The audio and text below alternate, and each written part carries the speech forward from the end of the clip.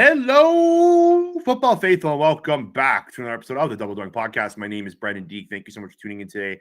If you haven't already, please hit that subscribe button. It would be greatly appreciated. You can also rate the podcast and review the podcast wherever you do listen to your podcast. It would also be greatly appreciated. Cheers to 2022 and resolutions you can actually keep. How about having clean and shiny balls all year round? Our sponsors at Manscaped are here to save your balls this year and make the ball drop into 2022 the cleanest and sexiest ever. Set your first New Year's resolution with good intentions and join 4 million men worldwide who trust Manscaped with our exclusive offer. Go to manscaped.com and use code DOINK, D-O-I-N-K, DOINK for 20% off and free shipping. It's New Year, New Me with the global leaders in below the waist grooming. This year, take your package to the next level with their Performance Package 4.0 and brand new Ultra Premium Body Wash. Inside the Performance Package 4.0, you'll find the Signature Lawnmower 4.0. This electric trimmer is designed to trim hair on loose skin. The advanced skin-safe technology reduces cuts and nicks on your delicate nuts. It also comes equipped with a 4,000K LED spotlight that will shine a light into the promised land that 2022 looks to be. A grooming routine isn't complete without applying the crop preserver and crop reviver before showing off your 2022 self. These unique formulations take care of the smelliest part of your body and are a big boost to your confidence in the new year. Get 20% off and free shipping. Use code DOINK, D-O-I-N-K, DOINK at manscaped.com. That's 20% off and free shipping. Use code DOINK at manscaped.com. Take your balls to the promised land with Manscaped. My friend, Thomas Petersen, is with me. Thomas, how we doing? That's me. We're back, and we got playoff football. Playoff playoff edition. Okay, I got a question for you. So today, January 13th, there's been two Eagles games historically that have fallen this day. The Falcons game in 2017 when we beat them in Division 1, and the Alshon drop game. We went from happy to sad there. I was about to say polarizing. Yeah, in the Alshon drop game.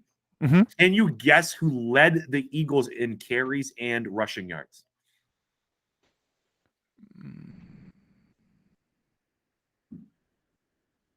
It'll be 18.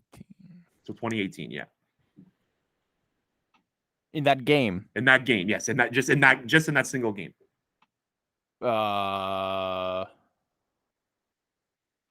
No. I think if I gave you 5 guesses, I don't think you'd get it. It's that out there. Okay. So you're not gonna believe this, but Wendell Smallwood. Oh, that was the guy I was thinking of. You were thinking about that? I would have never guessed that. That can't be. That's hilarious. Wendell Smallwood had 10 carries for 33 yards in that game. That is terrible. The next running back was Darren Sproles with 3 carries for 4 yards. They did not run the ball that game. Ago. It looks like the Saints just dominated the time possession this game. The Eagles didn't have a lot of offensive possessions, but yeah, January 13th, man, it's a day in Eagles history. Apparently a historic day. Yeah. I woke up, I did not think that. I am battling the worst beard here, Thomas. Like, I was supposed to get a haircut today, and my beard is out of control, and I have this ginormous pimple on my head that I'm trying to cover with my hat. So sorry if I don't look as good as you today. You kind of revealed it there, buddy. Yeah. Sorry if I don't look as good as you today. I just had to let the fans know that. Okay. Eagles versus Buccaneers. Eagles are traveling to Tampa. They had practice today. So there were some people talking. I believe Jeff Stoutland spoke today. You had a tweet about that? They just made a video about Jordan Mailata's journey in the NFL, and they had like quotes from Jeff Stoutland and him and his experience with Jordan Mailata, leading up to the draft and in the draft process. You kind of mentioned that whole thing. Like, if Jordan, with the 3 years he's played now, was in college, he would have been a first-round pick. Mm-hmm. It was a cool story. They got from Mailata's sister as well, to hear from her and some of the backstory there, the family stuff going on there in Australia. So that's a really cool video. People should watch that. Is he signed long-term, right? Like, Stoutland has there's no risk of him leaving, is there? I mean, he's signed for next year as well. Okay. But wherever he is signed for, they should extend him. Lifetime contract. That's what I 100%. Yeah, just as long as he wants to coach, just back up the Brinks truck to his house. Like, you write the check, basically, is what they should be saying. He's been the best. You can argue there is an award for best assistant coach. I believe he should be in that conversation. Is there an award? I think there is. I believe. Okay. I believe there's like an assistant coach award. I could be how wrong. have we not heard about that? Like, why is that not out there? Because Jeff could- Stoutland should have won that like 10 out of 10 times. I believe it could be. I could be wrong. It might be just for coordinators, but I have to double check that after pod. Anyways, all pro teams are dropping soon. We were going to talk about this last episode, and we kind of ran out of time. So I want to start with this topic on this episode. Do you think any Eagles should make the all pro team? 100%. Okay, so let's start with first team. Do you think any Eagles will make the first team? I think Jason Kelce will make the first team all pro. Okay, so I don't think any Eagles are going to make the first team. I wanted to put Kelce there. Ooh. I know. I wanted to. I did. I do think, but Ryan Jensen and Creed Humphrey have both had great years as well. Like, I think you can pick one of those three. I don't think it's a mistake if you pick any of those. I mean, Creed Humphrey is absolutely the biggest is the biggest challenger for the first team all pro. But I think they're going to give it to Jason Kelce simply because of the way that his. I know you're gonna look into the 2020 season only. It's just he is such a stable of the offensive line, and he is playing at such a high level, time in, time out. No matter who is playing, no matter who's at right guard, no matter who's at left guard, like the Chiefs have had stability on their own line at least. Like Jason's playing with for the first 7 weeks, he had like new guy to either side, like every single game, just like in 2020, and he's just continuing an absurd level of play. 122 straight games. Is that what it was? Right? Something about that. Yeah, it's like you can argue he's playing the best football of his career this year, and we don't think he's going anywhere, right? You're still on that.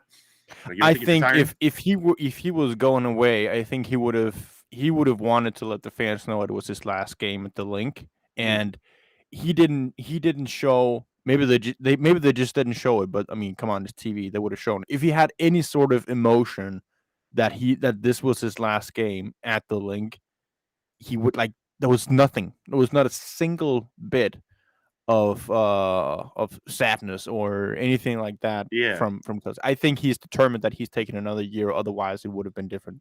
And like they just made the playoffs. Like Nick Sirianni's first year has been better than he probably expected or anyone could have expected in that building. So why not give another run? Like it makes sense. Exactly. Yeah. Like he took this year knowing that it was a new head coach, it was a new quarterback. Like this could have been a trash season. And I just don't think he would have ended it on that. And now they make the playoffs. Mm-hmm. So it's a whole nother situation. I think he really wants to be a part of what they're building, especially if this thing can move into like just the way the team's set up for next year too. Right. Like they can get a lot better. We'll have tons of time to talk about this offseason, but just the way that they're kind of set up for this offseason, they can really get this team better and add a ton of talent. So I'm sure Jason Kelce will be part of that. Okay, second team all pro. Okay, I got I have Darius Slay. Okay. I have Lane Johnson. Okay. And my dark horse candidate for second team all pro, and it's a long shot, is Javon Hargrave. So I think Hargrave's got a shot for third team. I do. He potentially.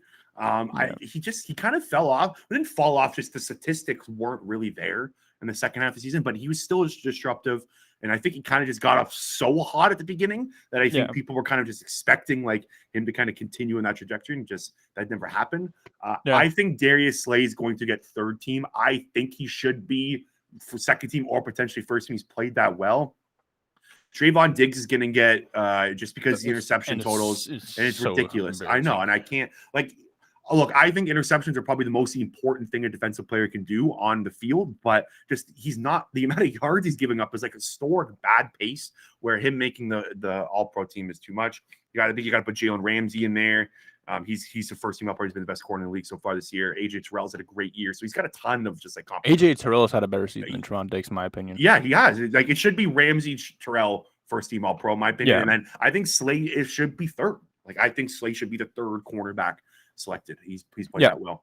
I think Lane Johnson's going to get second team all pro as well. Right. He has a case for first. Like he does have a case for first. Yeah, he absolutely does. He hasn't a lot of sack all year. He's been brilliant. You had a nice tweet I believe last week about that, and I think voters are just going to kind of pin him against just the fact that he missed 4 games. Yeah, and I think that's where all pro and pro ball are going to differentiate, because I think the all pro voters are going to be more. I think it's going to be more when you've been on the field, how well have you performed? Yes. Where pro ball is more like the regular fan seeing like, oh, he missed games, he's not going to. Exactly. No, they're more strict about their votes Yeah. on that one. All righty. Anything else on the All Pro teams? Nah, not really anyone I can. You don't think I Jalen think Reagor is going to make it? You told me before the show that Jalen Reagor was going to make the All Pro team. I mean, at this point, we could argue if he's a pro. Do you think he's back in an Eagles uniform next year? I think J-Jaw is out. J-Jaw's out, and then I think it becomes a numbers question. He's gonna get into training camp, and then we'll see. Like, it depends if they go out. If a guy falls into their lap in the draft. I know you and we're banging on for Treylon Burks. My love. If something like that, or if they sign someone in free agency and they go into training camp, and maybe John Hightower is going to excel, or Greg Ward sticks around and keeps making plays, then I mean Jalen Reagor could easily become expendable. Would you take a 6th-round pick for Jalen Reagor in the offseason? Yes. Yes. Okay, we're on the same page. Because I don't see the point of keeping Jalen Reagor on the roster as a 4th receiver. Quez Watkins is going to be the 3rd receiver. My guess is they get a 2nd receiver either via the draft or free agency or trade. You brought up the Calvin Ridley thing, and I dove into it more. Like, you kind of the first one on it. I know Steve White, I believe, had the report that they couldn't split, but you were kind of the first one to pair the Eagles, like the Alabama connection, Devonta Smith, Jalen Hurts, and the Eagles need a 2nd receiver. It makes a ton of sense. And the more I dove into it, I'm all over it. I think it could be a great addition. So via trade, free agency, there's or really draft, nothing to lose in that situation. Exactly, yeah. So via free agency, trade, or draft, they're probably going to add a 2nd receiver. So like, Jalen Reagor doesn't have a spot on the team anymore, in my opinion. Like, they just, and the other thing too, you need a trade partner. I think a team out there could take a flyer. Like, he was a 1st-round pick, right? Yeah. Like, I think a team like the Packers or someone with a quarterback who has like a really good arm to throw deep. Yeah, I think they're gonna be in love with some of those post routes and saying, what could be, maybe this will work, maybe not. We'll take a flyer, see what happens. Exactly. I think you can get something.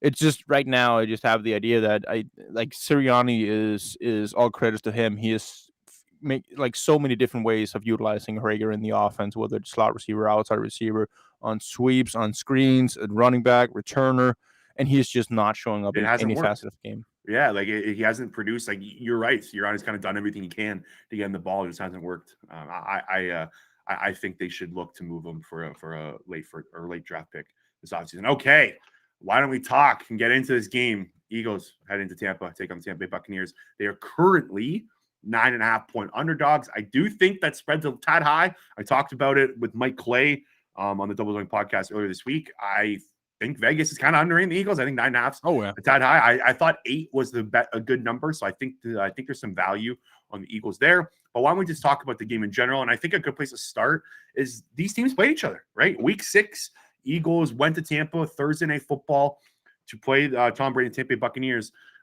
What did you take away from that game? I don't know if you've fully watched it or kind of went back to it, but what can the Eagles learn from that game? Run the ball more, and don't depend as much on Jalen Hurts, the runner.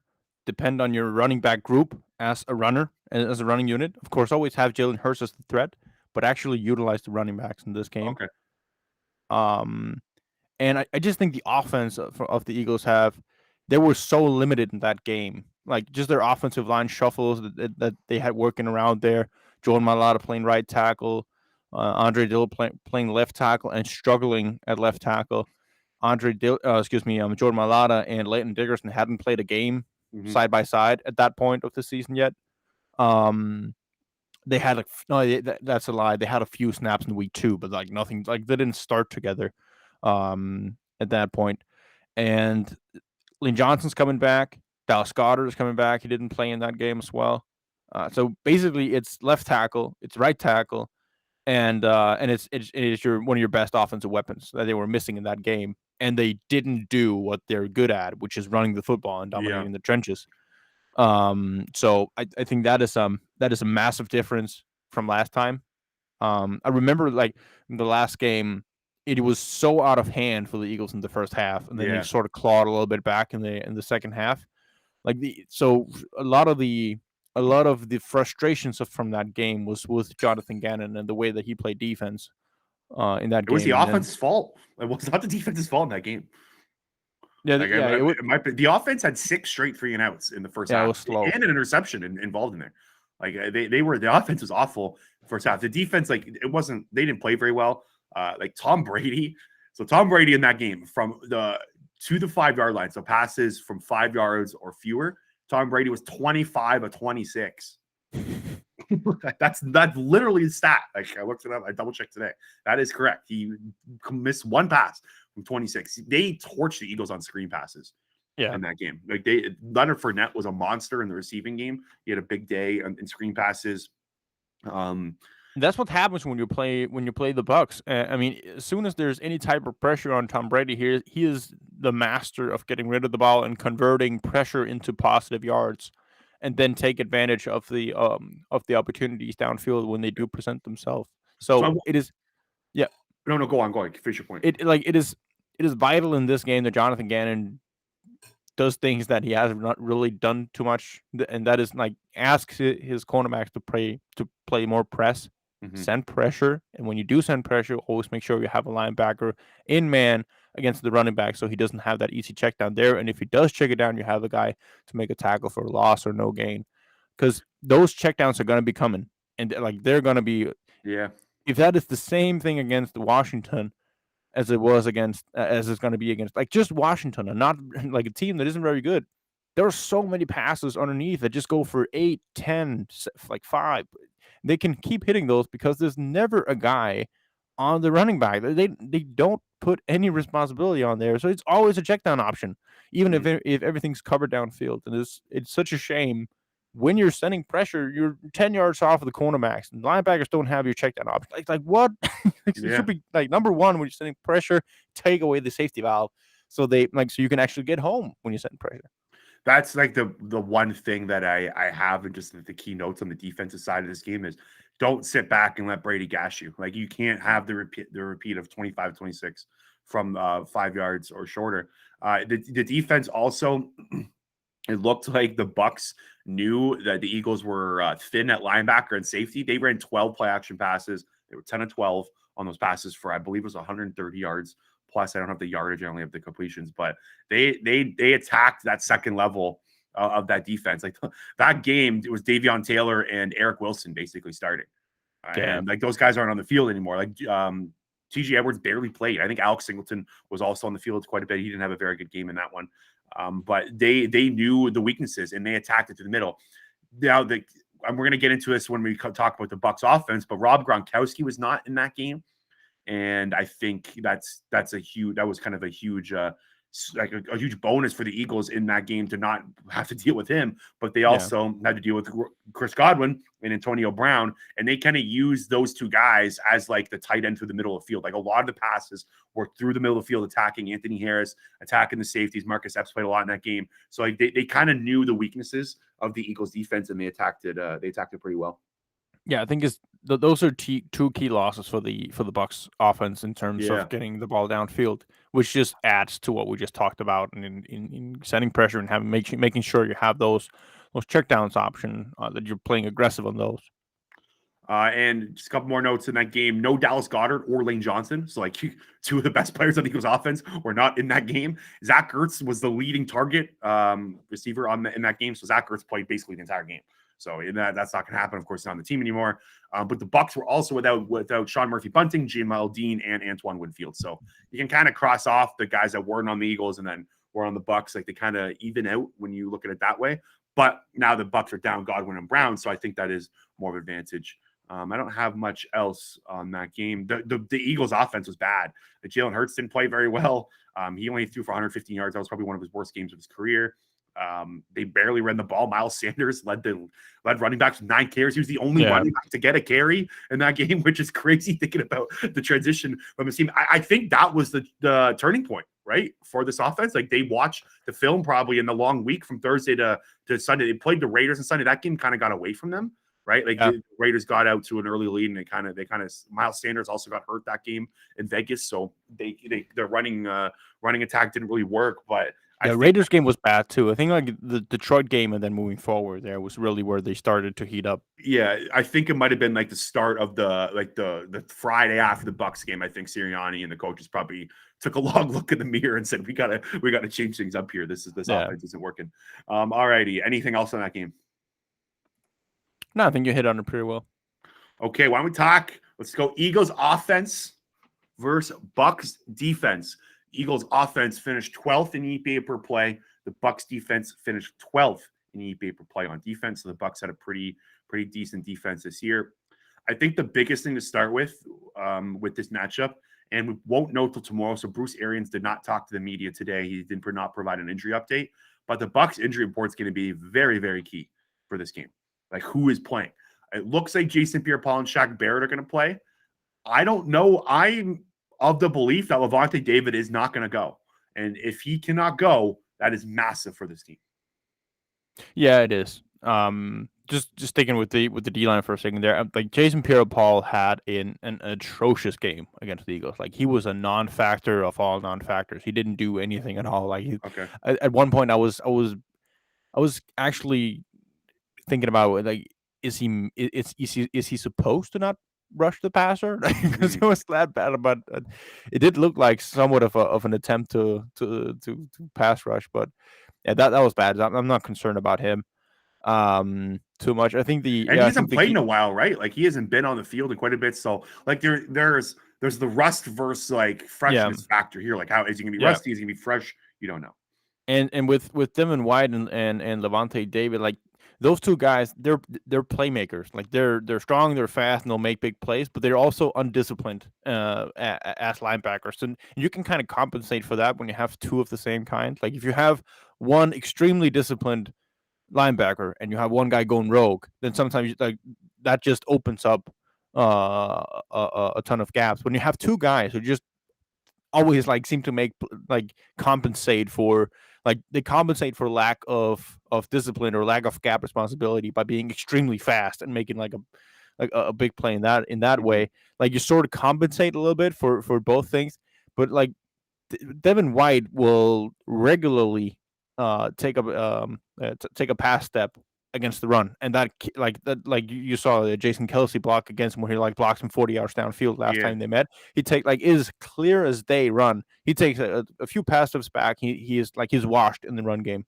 So that is a major key. If Lavonte David can go, then your only concerns are Vita Vea and Ndamukong Suh. And if you get to the second level, I think it's a pretty good chance that you can hit some big runs in this game. You nailed it, because so Greg Allman was on the show yesterday. He's the Tampa Bay Buccaneers writer for The Athletic. He made the point that Devin White has not been the same guy without Lavonte David on the field. Like because then Devin White has to take over kind of the pre-snap stuff. He's got to tell people where to go. He's still 20. He's still like 23, 24 years old. Devin White's still a kid. Like he's a massive talent. Yeah, I know he's a great player. Like I'm not saying that's not. No, I know you're not saying. It's just like one of the best linebackers in the league by far. But when it comes to like the pre-snap stuff, when it comes to making sure your cornerbacks are lined up, your safety knows where to go, your defensive linemen know what gaps to take, like the pre-snap, the quarterback of the defense style, that's Lavonte David's job. And when he's not on the field, Devin White has to take that over, and he can't be kind of the same player. So that's why I think the Lavonte David injury is the most important thing to watch for over the next couple of days. Yeah, I think it's gonna be a huge follow up throughout the season. Yeah. So this is going to kind of counteract your point you made earlier. You said that the Eagles shouldn't focal point or have Jalen Hurts be the kind of the focal point of the run game. Now, when I looked up the stats on the Bucs kind of run defense and just the defense in general, the biggest hole that I found is the Tampa Bay Buccaneers have given up the fourth most rushing yards to opposing quarterbacks this year. Josh Allen back in week 14 ran for 109 yards and a touchdown, 12 carries. His legs basically brought them back in that game. Now, you are correct. I do think the Eagles have to use the running back. So you can't have Miles Sanders only run for 9 times. Like that can't happen. Like you need to get the running backs more involved. Having said that, I think Jalen Hurts, the runner, is the biggest weapon, the biggest kind of like juice that they have going for them in this game. just because the Bucs can't handle it. It's such a burden on Levante David. It's such a burden on Devin White when you have to deal with a running quarterback. And look, Jalen Hurts can't be your leading. I don't know. He can't be like your leading carry guy, but I think that is the point exactly. Yeah, because, when they met last time, you had Jalen Hurts leading an already not very run heavy offense, and you also had him throwing 26 times. So like everything was just packed in on Hurts. Yeah, was like he scrambled a lot in that game too. Like he was running out of the pocket like crazy. Like exactly. What I mean? And if they're gonna always have a guy spy on Hurts while their defensive end is gonna crash inside, you're just gonna hit him with RPOs instead. Like if that's the way they're gonna play it, fine, you go RPO instead. And they have expanded that RPO package throughout the season, so they can give them multiple looks with that. If they're not going to have a guy key on Hurts, he's just going to keep it. If they're going to have the defensive end key on Hurts, you're going to run it with your running backs. I mean, they should have an answer to whatever the Buccaneers are bringing here, but they have to mix in these the wham blocks, the power runs that they've been running throughout the season, like the zone blocking for the left side with Jordan Mailata and Landon Dickerson moving people, and they can move Vita Vea. Like he's such an overrated football player. Like exactly. Look, I like Vita Vea. He's a good player, but he's like, I've always had this point with him. He's like the tape grinder's dream. Like I'm not like guys because he looks cool. He's got the big hair. He's big and he makes he'll blow up a play once or twice a year. It's all over Twitter. People like throwing the film out, but like in general, he's not like a top 3 defensive tackle. He just got paid like one too. He's got a ton of money. I don't think Vita Vea is as big as a problem as like the linebackers are. And like I think you can run against his defense. Like the Bucs run defense, they finished 3rd in yards rushing allowed, which is good. But like the Eagles don't need to worry about that. They went full head of steam against the Saints, the best rushing defense in the league. And I completely agree with you said. They need to follow the game plan that they had against the Saints against the Bucs. Yep, 100%. Yeah. So yeah, I just think Jalen Hurts, the runner, is such a X factor in this game. Like if he can break off like 15, like a couple 15, 20-yard runs, then they're like, that's a massive addition to the offense. Like he did in the Saints game. Like it was the same thing. Like he didn't run a ton in that game, but when he did have the opportunities, he took it for big chunks. Exactly. Yes. Okay. So that's what I had on that. I think so. The passing game is interesting. Their corners are facing again are going to look different than they did in week 6. Sean Murphy, Bunting, Jamel Dean's questionable. I am expecting him to play. So you're going to get Sean Murphy, Bunting, Jamel Dean, and who's the other one? I'm missing the one other guy. They have 3 corners. Bad podcasting here. Who do you know how by heart? I'm gonna double check right now, but Carlton Davis. So those are the 3 cornerbacks they're gonna go against. Sean Murphy, Bunting is by far the worst of that crew this year. He's had the worst season out of all 3. He's had some injury issues. PFF has him as 74th ranked quarterback. I watched some film on him today. He didn't just from some YouTube highlights and stuff. It looks like he's been getting burned. He's kind of the guy that teams are attacking. And yeah, they just need to ride Devontae Smith because he's hot right now. Mm-hmm. Yeah, and that's the other note I have here. Devontae Smith in big games and those big matchups, like we saw what he did in the national championship game, Thomas. I believe in the Rose Bowl against the Notre Dame Fighting Irish year before that. He had a very similar game. Devontae Smith shows up in big games. 100%. He should be the focal point of this passing attack. They need to get him the ball early, and they need him to get him the ball often. 100%. And Dallas Goedert not being there in the last game is such a massive factor as well. Like he is the guy the Eagles have been utilizing the most, and for good reason. Like we've been pretty consistent in that Devontae Smith hasn't been utilized nearly as much as he should have, but Dallas Goedert has, and it just pays off. Mm-hmm. Like he will make big plays for you, and they should they just need to continue utilizing Dallas Goedert and Devontae Smith, because you can tell that Jalen Hurts is getting a connection with these guys and is on a level with these guys that is it's taking a step forward 100%. Those 2 guys need to be that's who the target should be going to all game. Now, I do think they're going to need a play from Marquez Watkins, from from a Jalen Reagor, I'm going to say it, and maybe potentially Yeah, him. Greg Ward. Greg Ward is going to make that 10 times before Reagor does. But like if they can get like a 30-yard catch from one of those guys or something like that, maybe on like a screen pass or a deep shot, like that, it's going to be so Quez Watkins.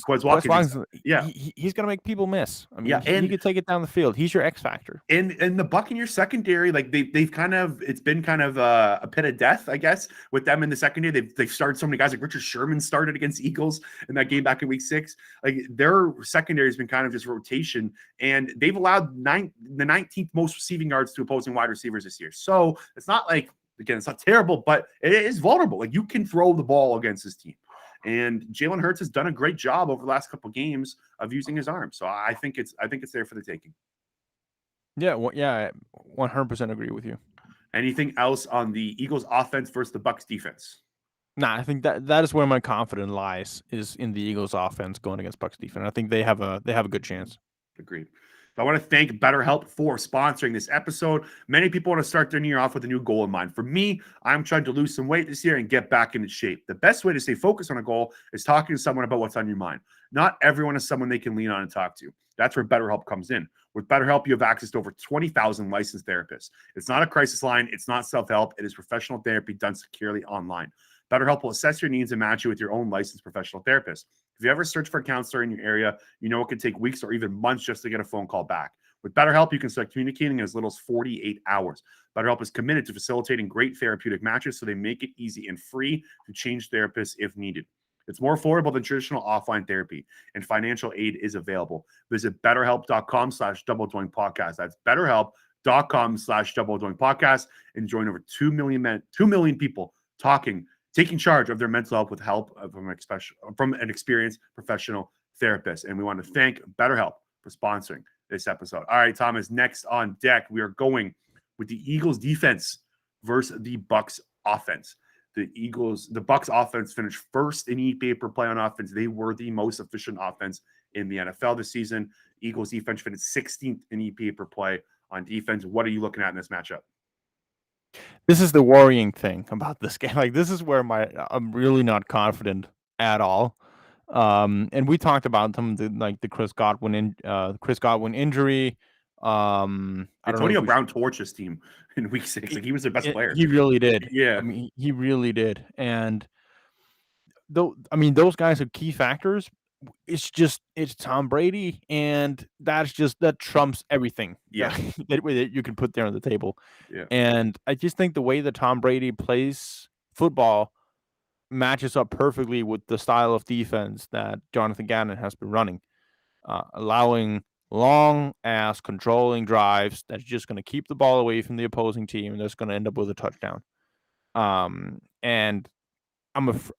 that's what I'm afraid of in this game. That we're going to see 7.5-minute game-eating drives from Buccaneers ending in score, and then Eagles come out, make a mistake, and then boom. Then you can so easily fall behind in a situation like that, because Buccaneers offense, like you said, it's been one of the league's best, if not the best in the league.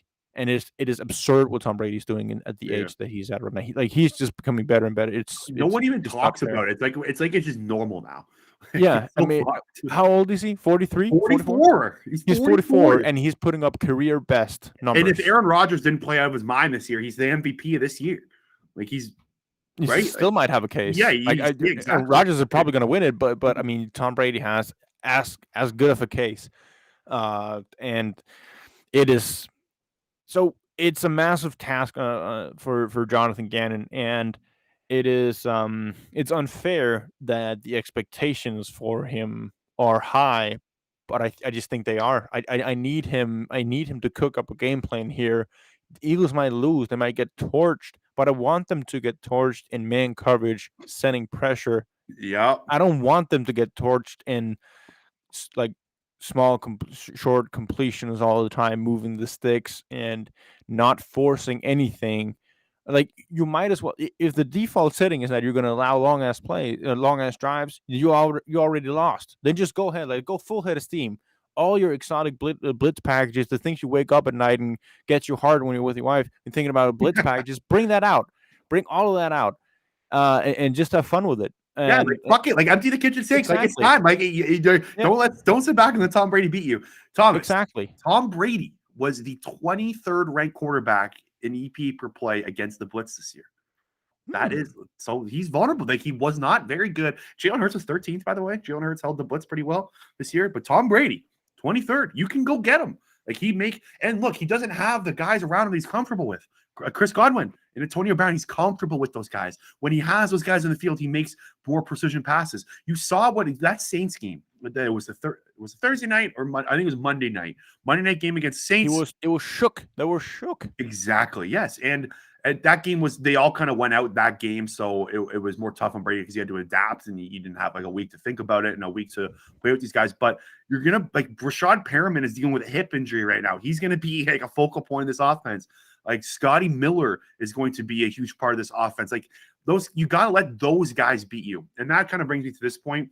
Rob Gronkowski wasn't in the game against the Eagles week 6. He's going to play this week. He's been the 3rd best tight end in the NFL over the last 4 weeks. He's been great. They basically relied on him, and doesn't match up well with the Eagles. The Eagles have allowed the 4th most passing yard or receiving yards, or 6th most receiving yards to opposing tight ends this year, and the most touchdowns to opposing tight ends this year. I know the touchdown stat because I do anytime touchdown picks, so it's a stat I always been following. The Eagles have been bad against tight ends all year. It's been a trend. My co-host on the Touchdown Town show basically takes the tight end playing the Eagles every freaking week, and it kind of worked out for him. The Eagles allowed 14 touchdowns opposing tight ends. Anyways, what I'm getting at is if I'm the Bucs, that's the offense. Like you're running it through Gronk. Like you got to take him away, and like who's going to cover? Like it's going to be Anthony Harris. Like you're going to have to rely on like Anthony Harris, T.J. Edwards, Alex Singleton, guys like this to step up and take him out of the game.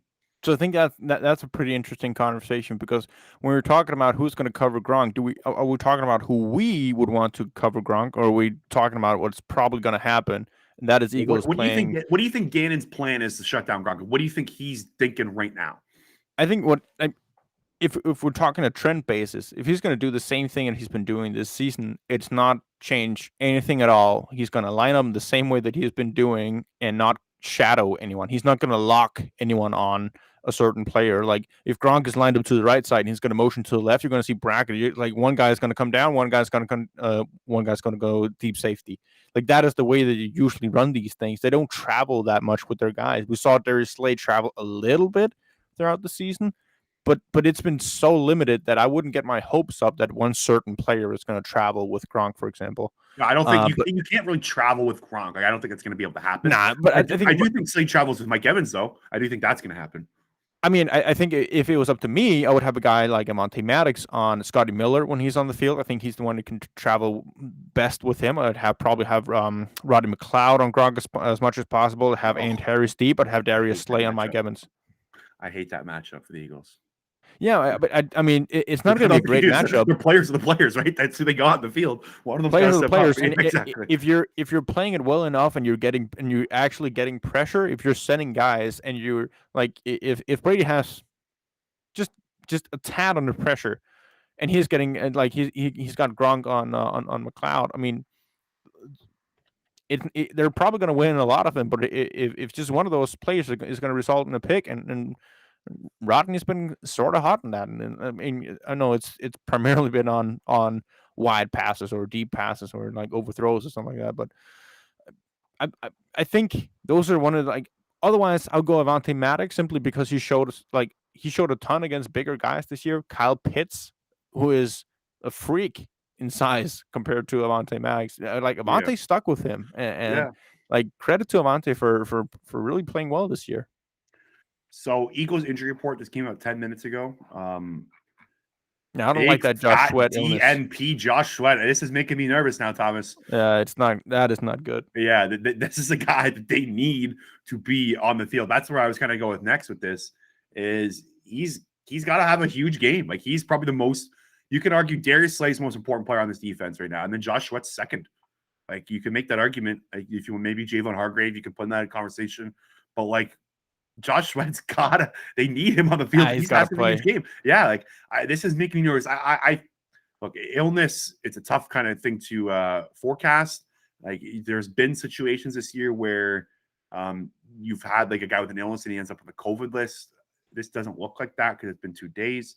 So my guess is he's got a cold or something. They're just maybe isolating him away from the team so no one gets sick. But he's got to be. Hopefully something like that. Maybe he's just feeling under the weather and whole thing is overblown. They're just keeping it safe, like you say. The worst thing that could happen is if it's sort of a delayed COVID thing, like he's negative the first couple of tests and then he gets like positive going into the weekend. That wouldn't be good. Yeah, this is a guy that they really need. Like he's had 4 sacks the last 4 games he's played. He's been huge. He was massive in that game against Washington. Like he took over that game for them. He's going to have a huge game. Like they need to get pressured for. Fletcher Cox, also a guy that they need to step up. He's played his best football in the playoffs. I was looking at in that Falcons game in 2017. He was huge. Like for the Eagles, I don't really remember fully the intent of that game, but from the box score, he had a sack, 2 TFLs, 2 pressures. Like he looked like he was pretty big. But he needs to continue his playoff success this year. Javon Hargrave, like those guys need to get pressure with 4. I'm just trying to think if there's anything else on the Bucs offense that they need to focus on. Like you can't let Brady have time. Of course, we talked on Jonathan Gannon needs to have a better scheme. Anything else on this matchup? No, I think we covered it pretty well. All righty. Is there anything else you want to get off your chest before we get to prediction time? Anything at all, Thomas? This is it. This is your moment. I know you want me to hit predictions, so my head is spitting with what I'm going to choose in this game because got the reverse superstition going over here. Like, what are we choosing now? What would the best guy? So I know I've had my pick. I've already put on the National Football Post. You can check out my preview there. Please do if you haven't. I have all my previews up there, so I already know who I'm taking. But me and Thomas are going to run through every single game in Wild Card Weekend. We're going to make our predictions against the spread. All odds are courtesy of Coolbet. And Coolbet sponsors this podcast. They're the most transparent gaming company in the world. Coolbet also provides the best odds in Canada with world-class customer service. For first-time users, use deposit code DOINK, D-O-I-N-K, DOINK, for 100% welcome bonus up to $200 when signing up with Coolbet. That's code DOINK, D-O-I-N-K, DOINK, and Coolbet will match your first deposit up to $200. Give our friends at Coolbet Canada a follow. Twitter, Instagram, and Facebook at Coolbet Canada. Coolbet. Stay cool and bet responsibly. Okay, Thomas, let's do this. First game, Saturday, 4:30 p.m. Eastern Time. Las Vegas Raiders travel to Cincinnati to take on the Cincinnati Bengals. The Raiders are currently 5.5-point underdogs. Who do you like? I like the Bengals. You like the Bengals? -5.5. Okay. I think the Bengals are gonna. I think Bengals will win by 10. I have so much faith in Jamar Chase and Joe Burrow. I think they're gonna blow that. The Raiders already used all their energy on that bonkers ending to that Chargers game. They don't have any more energy going into this, so it's gonna be Bengals all the way. So I'm coming in hot with my playoff picks because I have 2 upsets, but the one big upset I got this weekend is I think the Las Vegas Raiders are taking down the Cincinnati Bengals. I think they win. I have 28-27 Las Vegas. I think this Bengals offense is going to be in trouble here with this pass rush of the Raiders. Max Crosby, Ngakoue, I think they're going to get after him. Joe Burrow was the second most sacked quarterback in the NFL this year. Casey Hayward, Nate Hobbs, those guys on the edge for the Raiders have played well. They have a pretty solid secondary. I think the Raiders are kind of playing. They've got light in the bottle right now. I don't think they go anywhere after this, but I think they win a playoff game. And I think they beat the Bengals. Jamar Chase is down there somewhere. He is going to be down there somewhere. They're going to need some Jamar Chase magic for sure. They're going to get it. That game's going to be exciting. I'm looking forward to that. Okay. Second game on Saturday at 8:15 p.m. Eastern Time. Bill Belichick and the fighting Mac Joneses head to Buffalo to play the Buffalo Bills. The New England Patriots are 4-point underdogs in Buffalo and what looks like a cold and windy day. Thomas Petersen, who do you like? It is perfect for a Bill Belichick 90% rush percentage, and he's going to run the ball all throughout the game. I believe the Patriots will cover in this game. So you're taking Patriots +4. Yeah. Look at us against each other. I think the Bills roll. I think the Bills win by a touchdown. I'm taking the Buffalo Bills 34-27. I think Josh Allen uses his legs a ton. He's been the best runner. He's been the best scrambling quarterback in the NFL since 2006. Shio Kapadi of The Athletic had a good nugget on that on Twitter today. I saw that. He's been great scrambling using his legs. I think that worked for him a lot when I'm pointing at my water bottle to emphasize my point here. That worked for him in the last matchup. Everything Josh Allen did worked. That isn't always the case. That's the same with Patrick Mahomes. When it goes sideways for one of these guys, when they start these cross-the-body throws, these scrambles that are bonkers, that look spectacular when it happens, when it doesn't look spectacular, sometimes they could fall flat in your face, throw a pick, make a fumble. I think the Bill Belichick playoff factor will carry the Patriots to cover in this game. Do you think they win? Do you think so? You think the Bills win, Patriots cover? Or are you taking the Patriots to win? Is that what you're doing here, Thomas? I think that's what I'm doing. Okay. Fighting Bill Belichick. 1 point game. Fighting Mac Jones. Game. 1 point the game. Mac Joneses will be running the football a ton of this game. Okay, next game. That's our game here. Our boys, the Philadelphia Eagles, are on the road to take on the fighting Tom Brady's in Tampa Bay. And it looks like a windy and rainy game, Thomas. Have you seen the weather for this game yet? No, I haven't, but I've seen a bunch of people just do nothing but tweet about weather this week. Like, okay, I did today. I tweeted one about the weather. Trying to get people. I mean, that's what I'm saying. Like, it's all over the place. Whether here, whether there. Yeah, I use like the software I have to put like the audio behind the picture, and it was Greg Ottman, and his head looked massive in the picture I tweeted. And he tweeted, I was like, Twitter should not allow my head to be this big on Twitter. It was funny, but yeah, if you haven't, make sure to go check that out. With Greg Ottman, we talk about the Buccaneers side of things. Anyways. Eagles 9.5 point dogs. Vegas, like I talked about in this episode, is disrespecting our boys here. I'll let you go first. What do you got? Okay, Eagles cover, and for the sake of my superstition, I'll say that the Bucs will win, but Eagles will cover. Okay, I also agree with that. I have the Eagles losing 31-24 to the Tampa Bay Buccaneers. Unfortunately, I'm not picking them. And hey, Thomas is going against them, and when he picks against them, they usually win. So right now, they are probably going to win. Like, that's basically what I'm saying. That's science. That's just mad science right there. So unfortunately, I think the Birds take the L. They're playing with house money, guys. Like, I've already kind of accepted and already just like allowing myself to take on a loss. Like, I'm not going to be a pouty little bitch about it if they lose. Like, this offseason is going to be fun. We're playing with house money. No need to fret. Just be competitive. That's all I want, Thomas.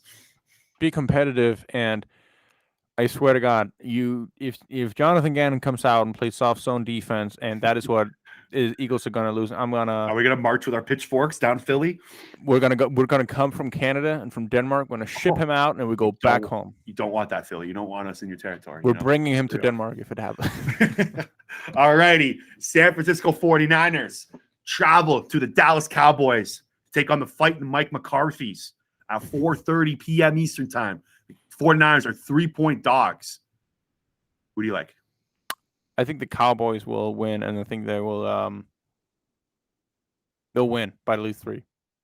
Do you have are you like a Cowboys fan now? Is that what it is? Nah, it's not what it is. I just think I think Cowboys have a roster that is deep enough to just to battle this one out. I think the one thing that is the most important factor in this game is the 49ers D-line and their ability to create pressure, because I think that has a chance to make Dak Prescott do Dak Prescott things and Cowboys to do Cowboys things and loosen these big spots. It's been a while since they've played a good game. Last time was against the Cardinals and they lost that game. So I think this is to me, it's kind of a coin flip, but I'd go with the depth of the Cowboys roster at this point. So this one's tough because I'm predicting a 49ers, or I'm predicting a Cowboys win 24-21. The spread is 3. So what I think I'm going to do is I'm going to buy a point on the 49ers side, bring this spread to 3.5 at -120. That is, again, if you're following me, if you're following this to actually make your bets, that's what I'm going to do. Again, the 3, because I think it's going to be pushed. I think the Cowboys win on a game-winning field goal. I think it's going to be really close. I think it's the best game of the weekend. Besides Eagles Bucs, of course, because we have skin the game. But I think just overall, like the atmosphere, I think that's the best game.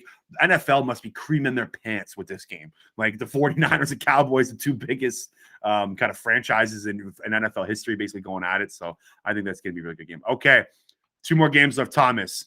On Sunday night, the Pittsburgh Steelers travel on the road to Arrowhead to take on Mahomes and his brother. How many TikTok dances does his brother do? I think it's a big question. Aren't you a big Jackson Mahomes guy? You were telling me that you like Jackson Mahomes. And in my DMs, you're telling me that you like his dances. You think he's cool. Well, what's the point spread in this one? 14? The spread is 12.5. 12 and a half. The So will Steelers there are be 12.5 point dogs. The that point sounds like spread in the that sounds TikTok like dances. exactly that kind of matches. That should be the TikTok dance spread as well. Yes. Like They should have odds up for that. over under 12 and a half Yeah. TikTok dances from Mr. Mahomes. It's not Mahomes, right? It's Yeah, it ends with an S. Like, what was that about? How do you not spell your name right on the jacket? Anyways, I'm just curious it wasn't like a C in the end. Like, oh my god, I can't stand Jackson Mahomes. I'm sorry. It's so I don't hate weird. a lot of people in this world, but that guy drives me mental. It's Okay. a little weird. So Steelers are 12.5 point dogs in Arrowhead. Thomas, who do you like? Upset alert. No, I'm just kidding. Chiefs are going to Oh. steamroll. They're going to win by 21 in this game. You think? Okay. No, I think it's going to be closer, but I think the Chiefs are going to handily take care of the Steelers. I am against you on this one. I'm not picking upset. I think 12.5 is a lot of points. Yeah, Like, I think I hate many points. I hate these large spreads in general Yeah. because NFL games are just always more unpredictable and weird stuff's going to happen. But yeah, I think the spread's too high. I think the Chiefs win. I am taking the Chiefs 34-24 over Pittsburgh. Last game, Mr. Thomas Petersen, Arizona Cardinals on the road take on the Los Angeles Rams on Monday night football to cap off wildcard weekend. Cardinals 4-point dogs. Who do you like? 4-point dogs? 4-point dogs. The Cardinals. I was gonna say I think this is a coin flip game. So I agree with that. If that's a 4-point, I'll take the Cardinals and those 4 points. I think the Arizona Cardinals are going to win this game outright. That is my second upset alert. I think this game is 50-50. Like you said, I think this is a coin flip game. I think 4 points is too much. I'm going to take the Cardinals +4, but I do think they ultimately win the game. I think this is going to be lower scoring than people think. I think Cardinals win 21-20. Yeah, Matthew Stafford just brings zero reason to have any faith in the Rams at this point. He's been bad. The way they let that game against the 49ers get away from them going into the playoffs after already being on a bad streak leading up to it. If that's the spread, it's an easy one for me to go with the Cardinals, even though like they have a lot of issues themselves, but at least they have a win against the Cowboys, who are one of the better NFC teams going into the playoffs. All righty, Thomas. We won't be talking until next Thursday. Hopefully, it will be after a victory. We still have Eagles season. That's the goal. We still have games to talk about for the Eagles. Yes, exactly. But we'll be back next Thursday, win or loss. Me and Thomas will be back here. 100%. Anything else you got before we go? Only thing, I started watching Draft Prospects today. I know it's a terrible warm-up to a playoff game, but it is so fun watching these draft prospects, knowing Eagles have 3 first-round picks. So even if the season ends this weekend, we're just gonna start a new and exciting season, and that is draft season. Whenever the Eagles lose, which hopefully won't be this week. Spoiler: me and Thomas are obsessed with Treylon Burks. 100% from Arkansas. I've been on the strain for the last 3 weeks. I can't stop watching tape of him. Like it's like every night before I go to bed, I'm putting on more highlights with him. He's the most exciting. He's literally AJ Brown on steroids. Like I can't picture a better, just like a perfect, just like guy across from Devonta Smith. And I think the Jameson Williams injury might have pulled his. I think he might be going a little top 12 now. So I think he's going to be out of Eagles range. And the other thing too with Jalen Burks, I know we're spoiling a lot of here, but Arkansas played the toughest schedule in football this year. Like it's not like missing with the bad competition. Arkansas played all the good teams. He went against all the good corners, and he flat out dominated. He's a star. Can't wait to watch. You know what? I think the AJ Brown. We're just going to prolong this. Yeah. But you say AJ Brown. I think that's a very good comp. When I looked at him, I said, "This is the guy Eagles can take to make up for not taking DK Metcalf." Yes, a good point. Yep, he's better. He's a better prospect than DK Metcalf was. Yeah, 100%. He's a better prospect, and let's just keep a clear difference between prospect and actual what they're going to turn into the NFL. We will be drooling over him all offseason. Anyways, make sure to check out episode with Mike Clay at Double Doink Podcast yesterday. It was great, and we also went over some coaching hirings after that. Coaching vacancies. It's kind of the big talk of the town right now. Also, episode with Greg Allman of Eagles talked to Tampa Bay Buccaneers writer for The Athletic. He kind of gave his side on the Tampa Bay Buccaneers thing. What should we be looking for from that team? Weekend wagers tomorrow. My co-host Eric Warner of the Double Doing Podcast will be back. He had a hot year. I think he hit over 65% of his spread picks this year. So if you want to win some money, make sure to follow him, or you can follow what me and Thomas just said as well. But check out weekend wagers on Friday, and we will talk to you later.